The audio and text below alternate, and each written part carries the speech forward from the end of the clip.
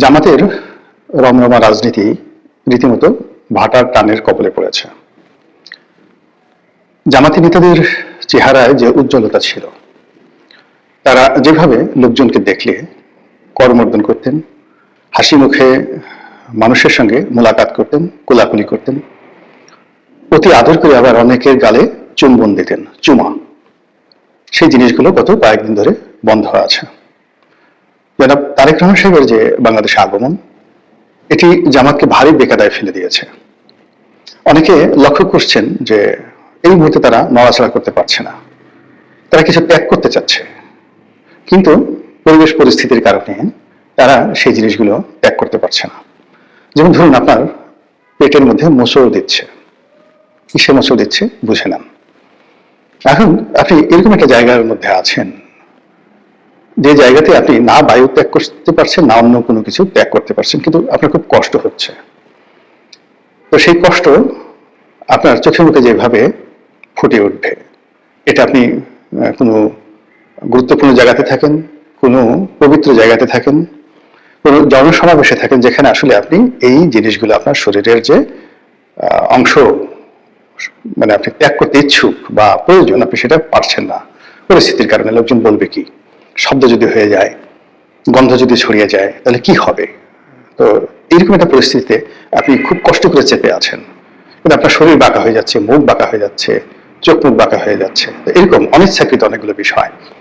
এখন জামাত এই মুহূর্তে ধুনছে যে কথাগুলো বলতে চায় তারেক রহমান সাহেবের বিরুদ্ধে, জামাতের বট বাহিনী তারাও যে কথাগুলো এই মুহূর্তে বলতে চায়, প্রাণ খুলে গালি দিতে চায়। তারা শেখ হাসিনাকে যে ভাষায় গালাগাল করেছে, তারপর যে ভাষায় যারা স্বাধীনতার পক্ষের শক্তি রয়েছে, মুক্তিযোদ্ধা রয়েছেন, তাদেরকে যে ভাষায় তারা গালাগাল করেছে, তার চেয়ে জঘন্য এবং নিকৃষ্ট ভাষায় এখন তারা জনাব তারেক রহমান সাহেব এবং বিএনপি কিছু শীর্ষ নেতৃবৃন্দ যারা তারেক জিয়াপন্থী, তাদেরকে গালাগাল দিতে চাচ্ছে, কিন্তু এটা সম্ভব হচ্ছে না। এই কারণে হলো এখন সারা বাংলাদেশ তারেক রহমান সাহেবের যে জ্বরে, সেই জ্বরে আক্রান্ত। দেশের বড় বড় শিল্পপতি, বড় বড় গ্রুপ অফ ইন্ডাস্ট্রিজ, যারা সেই গত 14-15 মাস ধরে জামাতকে যাকে বলে হাদিয়া দিচ্ছে, জামাতের দাবিদারি করছে, অনেকে জামাতে যারা নেতাকর্মী রয়েছেন তাদেরকে তাদের অফিসের চাকরি দিয়ে রীতিমতো ধরে নিয়েছেন যে জামাতই রাষ্ট্র চালাচ্ছে এবং আগামীতে জামাত রাষ্ট্র চালাবে। কিন্তু তারেক রহমান সাহেবের আগমন উপলক্ষে এই পুরো জিনিসটি এলোমেলো হয়ে গেছে, এবং এখন আর লোকজন কেউ জামাতকে চিনতে চাচ্ছে না, না চিনার ভান করছে। এটা খুবই অবমাননাকর। একটা সমাজে, একটা সংসারে বা একটা মাহফিলে আপনি যখন একটা বড় চেয়ার নিয়ে বসে থাকেন এবং সব মানুষ যখন আপনাকে প্রিভিলেজ দিতে থাকে, এরপর হঠাৎ করে অন্য এক কুতুব এলেন, অন্য একজন মেহমান এলেন এবং তাকে সবাই মেহমান আজিম, মানে প্রধান মেহমান হিসেবে বরণ করে নিল। আপনার অবস্থা কি হবে একটু বোঝার চেষ্টা করুন। তো এই গত 14 মাসে বাংলাদেশ পুরো রীতিমতো জামাতময় ছিল। জামাতের বাইরে রাজনীতি নেই, জামাতের নেতাদের বাইরে কোনো নেতা নেই, জামাতের যে আমির, তার উপরে বাংলাদেশে কোনো সুপ্রিম লিডার নেই। তিনি যা বলেন তাই খবর, তিনি যেখানে যান সেদিকে ক্যামেরা যায়, তিনি হাসলে বাংলাদেশ হাসে, তিনি কাঁদলে বাংলাদেশ কাঁদেন, তার যা ইচ্ছা তাই তিনি করেন, জাস্ট লাইক মানে একজন কি বলবো, আমিরুল মুমিনিনের মতো।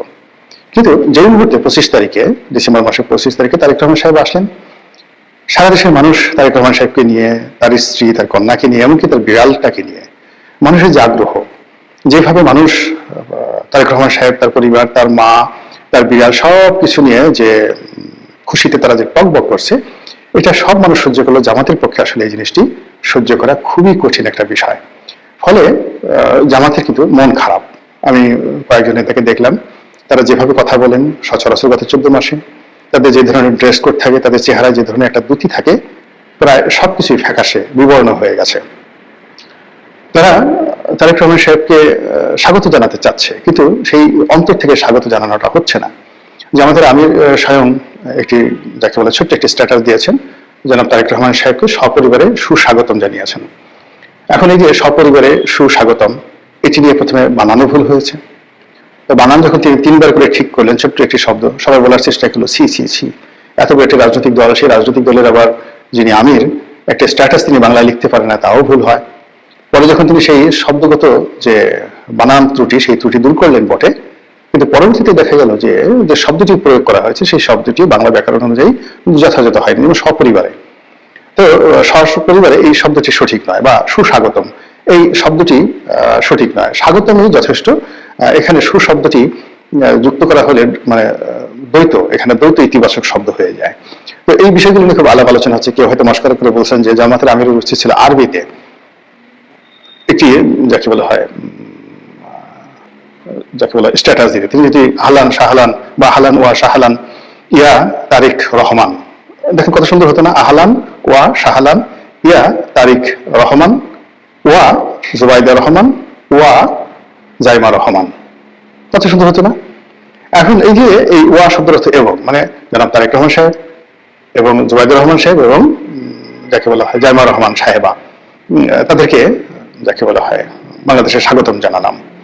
এখানে হয়তো আপনারা বলতে পারেন যে তারেক রহমান সাহেবকে সাহেব বললেন, জুবাইদুর রহমানকে সাহেব বললেন, আর জাইমা রহমানকে কেন সাহেবা বললেন? এটার অর্থ জামাত বলতে পারতো যে যেহেতু তারেক রহমান সাহেবের অবর্তমানে জুবাইদুর রহমানকে বাংলাদেশের ভবিষ্যৎ প্রধানমন্ত্রী মনে করা হয়, কাজে এখানে জুবাইদুর রহমান ব্যক্তি, তাকে স্যার সম্বোধন করতে হবে এবং তার যে উপাধি সেটা হবে চেয়ারপারসন, নট চেয়ারওম্যান।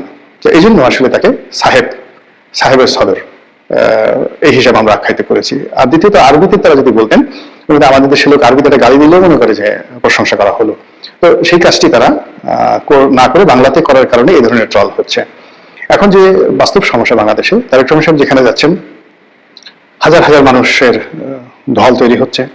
তিনি শহীদ মিনারে যাচ্ছেন, না শহীদ মিনার না, তিনি জাতীয় স্মৃতিসৌধে যাচ্ছেন, তার পিতার কবর জিয়ারত করতে যাচ্ছেন, তারপরে হাদির কবর ঢাকা বিশ্ববিদ্যালয়, সেখানে তিনি জিয়ারত করতে যাচ্ছেন। এই বিষয়গুলো যাই যাচ্ছেন, মিডিয়াগুলো এতটা অকৃতজ্ঞর মতো আচরণ করছে, যারা গত 14 মাস ধরে জামাতি হেফাজতে তারা মূলত বেঁচে আছে। অনেকগুলো মিডিয়া যেগুলো মূলত আওয়ামী লীগের কর্তৃত্ব ছিল।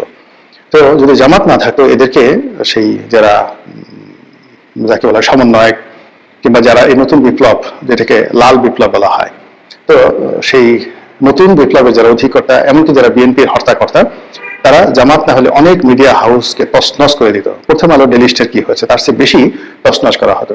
তো যে জামাত তাদেরকে এই গত 14-15 মাস ধরে বাঁচিয়ে রেখেছে, এই মিডিয়াগুলো তাদের ভুল পাল্টাতে, চোখ পাল্টাতে একটা মিনিটের সময় নেয়নি। তারেক রহমান আসছে, খবর দিবেন বা সেটা প্রচার করলে হয়, কিন্তু সেটা কন্টিনিউয়াস লাইভ করতে হবে, দেখাতে হবে। সেটা নিয়ে সকাল বিকাল তিনি কি খাচ্ছেন, কোথায় যাচ্ছেন, বাসার গেটের সামনে কারা দাঁড়ানো, তার পিছনে কে সামনে কে, এই জিনিসগুলো মিডিয়াতে যেভাবে আসছে, এটা জামাতের সহ্য হচ্ছে না। জামাত মূল ব্যাপার হলো যে আমাদের তো অনেক কিছু আছে, আমাদের সেই ইতিহাস আছে, সাহিত্য আছে, সংস্কৃতি আছে, ইমান আছে, কিন আছে, দাড়ি আছে, টুপি আছে, পাজামা আছে, আরো কত কিছু আছে। তো সেগুলো নিয়ে তো তাদের কোনো মাথা ব্যথা নাই। আমরা তো বিড়াল পুষি, আমাদের অনেকের বাসায় বিড়াল আছে, কিন্তু আমাদের সেই বিড়াল নিয়ে কেন লোকজন আধিক্যতা দেখায় না? আমাদের অনেকের মেয়ে বিড়াল পুষে, ছেলে বিড়াল পুষে, তো সেগুলো নিয়ে কেন লোকজন খবরাখবর রাখে না? তা না রেখে একটা রকম হিসেবে মেয়ের বিড়াল, সেটিকে নিয়ে কেন এই আধিক্যতা করা হচ্ছে? তো এই পুরো বিষয়গুলো নিয়ে জামাতের মন খারাপ হবে, ঈর্ষা হবে, এটা স্বাভাবিক। এগুলো গেল ট্রলের কথা। এবার সিরিয়াসলি কিছু কথা বলি।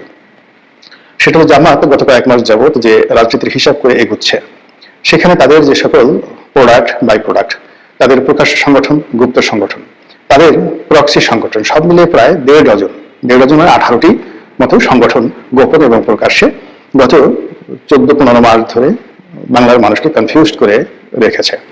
এরা নিজেরা কখনো দ্বন্দ্ব করে, সংঘাত করে, তারা কখনো বিএনপির পিছনে লাগে, কখনো আওয়ামী লীগের পিছনে লাগে, কখনো ডক্টর ইউনূসের পিছনে লাগে, কখনো এমনকি জামাতের পিছনে লাগে। কিন্তু আসলে এই গ্রুপগুলো সবই হলো প্রক্সি গ্রুপ। তো এই প্রক্সি গ্রুপ নিয়ে জামাত যেটা চিন্তা করেছিল যে আরো কিছুদিন সময় পেলে অনায়াসে তারা নির্বাচনটাকে পিছিয়ে দিতে পারবে। তারেক রহমান সাহেবের অবর্তমানে যেভাবে বিএনপিকে স্কুইজ করা যায়, মুচড়ানো যায়, দমড়ানো যায়, এবং বিএনপির লোকদেরকে যেভাবে ভয় দেখানো যায়, এবং যেভাবে বিএনপির নেতাকর্মীদেরকে অপমান করা যায়, এবং বিএনপির মির্জা ফখরুল সাহেব, সালাউদ্দিন সাহেবের মতো মানুষ যেভাবে জামাতের নেতাকর্মী দ্বারা বিভিন্ন জায়গাতে অপমানিত হয়েছেন, ধর ভুয়া বলে যেভাবে শব্দ তোলা হয়েছে, এবং বেশ কয়েকটি জায়গাতে তো মির্জা আব্বাস, সালাউদ্দিন সাহেব রীতিমতো শারীরিকভাবে লাঞ্ছিত হওয়ার মতো অবস্থায় পৌঁছে গিয়েছিলেন জামাত শিবিরের লোকজনের হাতে। তো এই দৃশ্য আমরা দেখেছি। অন্যদিকে ডক্টর মোহাম্মদ ইউনূসের যে অফিস, সেই অফিসে গিয়েও জামাতের লোকজন যেভাবে তারা তোয়াজ তদবির পেয়েছেন, ঠিক উল্টো হয়েছে বিএনপির ক্ষেত্রে। বিএনপির যারা নেতৃবৃন্দ গিয়েছেন তাদেরকে গলায় মালা পরে তারপর শেষে প্রোটোকল মেনটেন করে যেতে হয়েছে। অনেক ক্ষেত্রে তাদেরকে বসিয়ে রাখা হয়েছে, অনেক ক্ষেত্রে তারা যখন সাক্ষাৎ করতে চেয়েছে তখন তাদেরকে সাক্ষাৎ করতে দেওয়া হয় না, ইত্যাদি নানা রকম সমস্যার কারণে জামাত সবসময় নিজেদের মধ্যে একটা যাকে বলা আত্মতৃপ্তি কাজ করতো যে আমরা সরকার পরিচালনা করছি এবং আমরা বিএনপির লোকদেরকে যখন ইচ্ছা তখন বলছি চলে যাও, তারা চলে যাচ্ছে, আবার যখন ইচ্ছা তখন ডাকছি, আমরা ইচ্ছা মতো বিএনপি নেতাদের সঙ্গে দেখা করতে পারছি, তাদেরকে ডাকতে পারছি, আবার প্রয়োজন অনুযায়ী তাদেরকে দূরে সরিয়ে তাদের বিরুদ্ধে নানা রকম কথাবার্তা বলতে পারছি। হয় বিএনপি যারা লোকজন আছে তারা আমাদের বিরুদ্ধে কথা বলতে সাহস পাচ্ছে না। এই যে একটা ন্যারেটিভ তৈরি হয়েছিল, সেই ন্যারেটিভটা রীতিমতো মুখ থুবড়ে পড়েছে জনাব তারেক রহমান সাহেবের বাংলাদেশে আসার পর। এখন নির্বাচনের মাঠে জামাত একাকী হয়ে গেছে। তারা যে সমস্ত লোকজনকে রেখেছিল একদম শতভাগ যে তাদের সাথে থাকবে, হেফাজত থাকবে, চরমোনাই থাকবে, তারপর নুরুল হক নুরুল গণ অধিকার পরিষদ থাকবে, আরো অনেক ছোট ছোট রাজনৈতিক দলের সঙ্গে তাদের কথাবার্তা হয়েছিল। তো সেক্ষেত্রে দেখা গেল যে এই মুহূর্তে একমাত্র এবি পার্টি আর যাকে বলা হয় এনসিপি, এই দুটো রাজনৈতিক দল ছাড়া সবার সঙ্গে জামাতের টানাপোড়েন এবং প্রায় বেশিরভাগ লোক জামাত ছেড়ে তারা বিএনপিতে চলে গেছে, গণ অধিকার পরিষদ চলে গেছে। এর মধ্যে নুরুল হক নুরুল স্বতন্ত্র নির্বাচন মানে তার দলের পক্ষ হয়ে করবে না বিএনপিতে যোগদান করে পার্টি বিলুপ্ত করবে, এখনো পর্যন্ত সিদ্ধান্ত নেওয়া হয়নি। কিন্তু ইতিমধ্যে তার যে সাধারণ সম্পাদক কিন্তু সেই তিনি গণ অধিকার পরিষদ থেকে পদত্যাগের ঘোষণা দিয়ে বিএনপিতে যোগদানের সিদ্ধান্ত নিয়েছেন। আর এই খবর শোনার আগেই নুরুল হক নুরুল তার সাধারণ সম্পাদককে তিনি যাকে বলা হয় তিনি সেই বহিষ্কার করেছেন। অন্যদিকে এলডিপি কর্নেল অলি, একসময় কর্নেল অলির সঙ্গে জামাতের দাকুমার সম্পর্ক ছিল, বিশেষ করে সাতকানিয়া লোহাগড়া নির্বাচনকে কেন্দ্র করে ওই এলাকাতে জামাতের একটা আধিপত্য রয়েছে এবং জামাতের সঙ্গে যখন বিএনপির খুব মহরম সম্পর্ক, তখন এই অভিযোগ তুলে যে এটি মুক্তিযোদ্ধার দল এবং সেখানে স্বাধীনতা বিরোধীদের এইভাবে আশ্রয় হতে পারে না। তারপর তারেক রহমান সাহেবকে বেগম জিয়াকে গালাগাল করে কর্নেল অলি সেখান থেকে বের হয়ে গেলেন। তো এর মধ্যে তিনি বেশ কয়েকবার আবার বিএনপির সাথে হৃদ্যতা করার চেষ্টা করেছেন, বিএনপিও তাকে কাছে ডেকে নিয়েছে প্রয়োজনে, কিন্তু এইবার যাকে বলা হয় বিএনপি আর তাকে কাছে নেয়নি। কারণ একটাই যে জামাতের সঙ্গে তার আবার মহরম সম্পর্ক শুরু হয়েছে, যেটি আগে ছিল দাকুমরা, আর এখন যাকে বলা হয় তিনি জামাতের রাইট হ্যান্ড অথবা জামাত তার রাইট হ্যান্ড, তিনি জামাতের ভাষায় কথা বলছেন। যার কারণে কি হলো, এলডিপি কে 3 দফায় ভাঙা হলো বিএনপির কর্তৃত্বে। প্রথমে একবার ভাঙা হয়েছিল, তারপরে আবার ভাঙা হলো, সাদাত হোসেন সেলিমকে দিয়ে আলাদা এলডিপি করা হলো। আর এইবার নির্বাচনকে কেন্দ্র করে দেখা গেল যে এলডিপি যিনি সাধারণ সম্পাদক রেদওয়ান আহমেদ, তো সাবেক এমপি মন্ত্রী, তাকে বিএনপিতে নিয়ে নেওয়া হলো এবং নমিনেশন দিয়ে দেওয়া হলো। ফলে কর্নেল অলি সম্পূর্ণ একা। তো এই যে যা কিছু হচ্ছে, মানে জামাতের যে সকল প্রক্সি যে গ্রুপগুলো ছিল, সেই প্রক্সি গ্রুপগুলোকে মোটামুটি বিএনপি নিষ্ক্রিয় করে দিয়েছে তারেক রহমান সাহেব আসার আগে। আর তারেক রহমান সাহেব আসার পর জামাত, তার প্রক্সি গ্রুপ ইত্যাদি নিয়ে আলোচনাই হচ্ছে না, কেবলই মাত্র বিএনপি নিয়ে আলাপ আলোচনা হচ্ছে। তো এই মিলিয়ে কি হচ্ছে, একে তো জামাতের মন খারাপের পরে কদিন পরে শরীর খারাপ করবে, আর শরীর খারাপ করলে তারা নির্বাচন কিভাবে করবেন আমি বলতে পারি না। তবে তাদের যে রাজনীতির হিসাবগুলো ছিল সব হিসাব ইতিমধ্যে ওলটপালট হয়ে গেছে, নতুন করে তাদেরকে হিসাব করতে হবে আবার এবং শুরু করতে হবে নতুন করে। মহান আল্লাহ আমাদের সবাইকে হেদায়েত দান করুন এবং হেফাজত করুন। আসসালামু আলাইকুম ওয়া রাহমাতুল্লাহি ওয়া বারাকাতুহু।